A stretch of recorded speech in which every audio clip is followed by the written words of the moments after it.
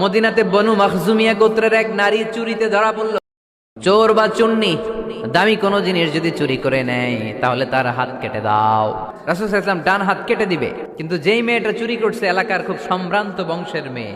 এখন সাহাবীরা দেখলেন মদিনায় যদি বিশ্বনবী এই চুরির বিচার কার্যকর করে মেয়েটার হাত কেটে দেয়, এই মেয়েটার সম্ভ্রান্ত বংশের লোকেরা বিশ্বনবীর উপর চড়াও হয়। সাইয়েদনা ওসামা যে বললেন, ইয়া রাসূলুল্লাহ, যদিও বনু মাখজুমিয়া গোত্রের মেয়েটা চুরিতে ধরা পড়েছে, মেয়েটা আসলেই চোর, চুরি করেছে, কিন্তু বড় একটা বিষয়কে খেয়াল করে নবী সবার সুপারিশের কারণে এই মেয়েটার হাত আপনি কেটে দিয়েন না।